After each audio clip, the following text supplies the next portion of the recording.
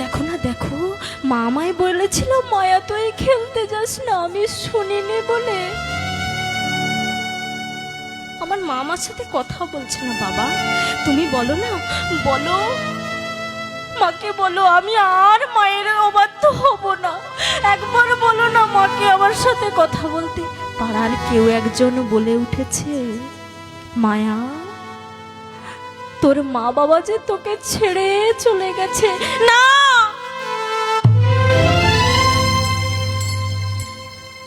ছুটতে গিয়ে মাধবের চরণ যুগলখানে জড়িয়ে ধরেছে। মাধব,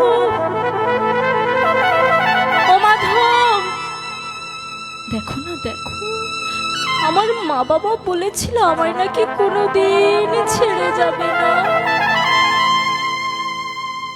মা বাবা তো কথা দিয়ে রাখলো না, ছেড়ে চলে গেল। তুমি আমায় কোনোদিন ছেড়ে যাবে না তো মাধব?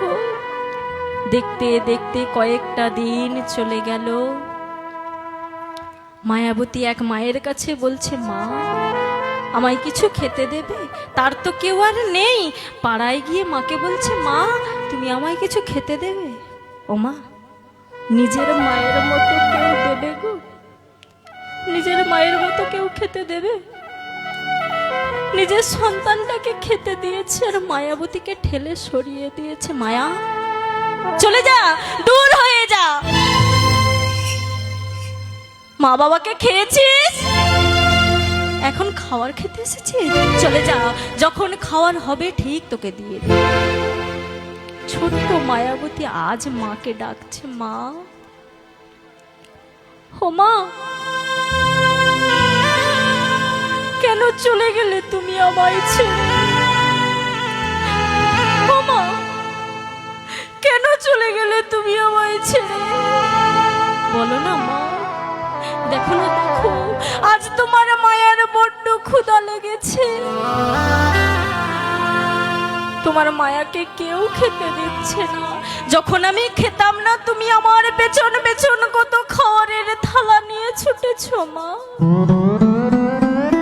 আজ কি তুমি শুনতে পাচ্ছ না তোমার মায়া ক্ষুধার জ্বালায় কাঁদছে?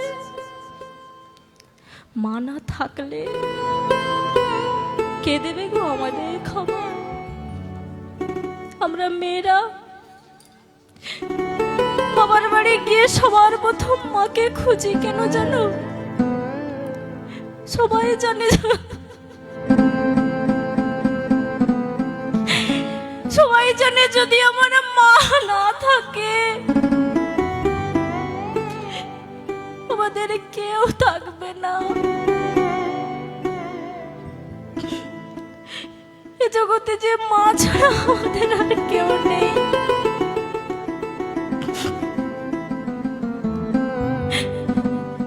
মায়াবতী ও মাকে ডেকে বলছে, মা আজ কি তুমি শুনতে পাচ্ছ না আমরা কত মাকে আঘাত দিয়ে ফেলি, কত কিছু বলি, মা মুখ বুজে সহ্য করে গো। তখন বুঝতে পারি না মা কি জিনিস। যেদিন আমাদের ছেড়ে চলে যায়